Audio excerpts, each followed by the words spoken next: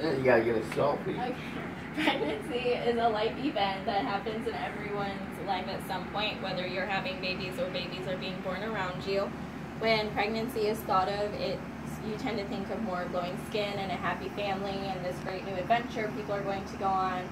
However, there are other sides of pregnancy as well, as complications, conditions, disorders can happen throughout and actually make it a very dangerous situation.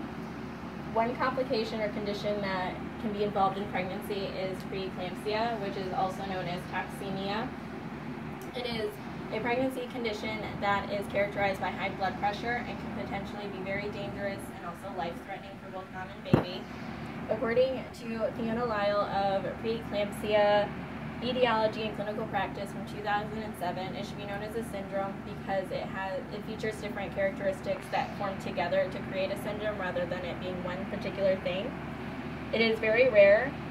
According to Dr. Christine Achenschein of Knowledge, Attitudes, and Perceptions of Preeclampsia from 2014, only 12 to 22% of pregnancies in the United States have been seen with preeclampsia, and of those, 17.6% of the deaths that have occurred for mom in the United States are due from preeclampsia. Unfortunately, with this, there cannot be a lot of research because there's no known actual cause of preeclampsia. However, according to James Roberts of Chesley's Hypertensive Disorders in Pregnancy from 2001, it's shown that teenage pregnancies, out-of-wedlock pregnancies, and donor sperm insemination can be linked to higher chances of preeclampsia due to the female reproductive organs being very naive and not being used to sperm antigens. Some of the symptoms that occur according to preeclampsia.org, the top 3 are hypertension, which is high blood pressure.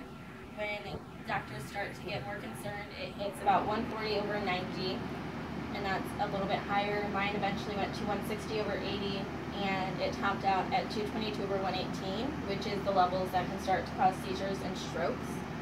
The second is proteinuria, which is when the kidneys are not functioning correctly, and so they are not filtering the protein from the urine, and it starts going, instead of from the blood, it starts filtering into the urine. And also edema, which is swelling, which is excess fluid. There's also body aches, headaches, anxiety, and smaller different symptoms that occur.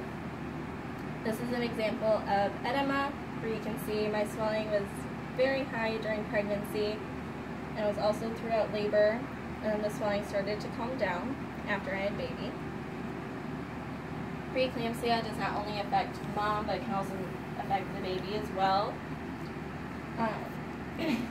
There's different possibilities for what doctors will do based on how far along you are, but they prefer to monitor you throughout blood pressure tests, blood tests, and just watching you and baby both.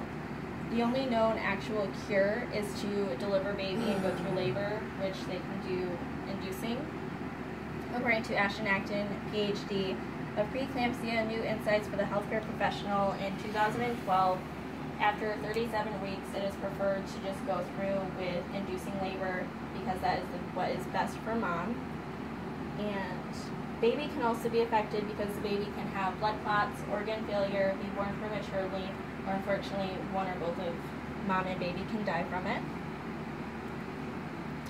With preeclampsia, the effects and the symptoms don't stop right when you deliver baby. It can actually last up to 6 to 7 weeks after baby, where mom will still have high blood pressure, protein in her urine, or some of the other effects such as the swelling.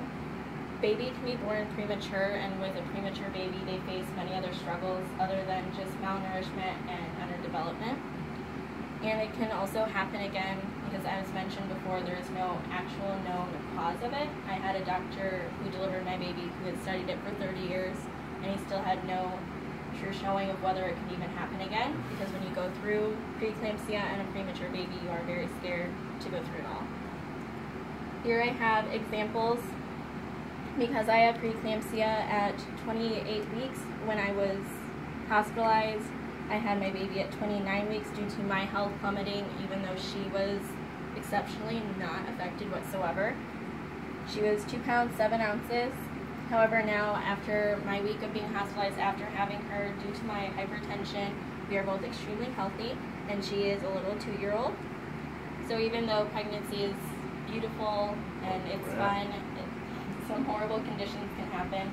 However, as long as mom and baby are safe, and that's really all that matters.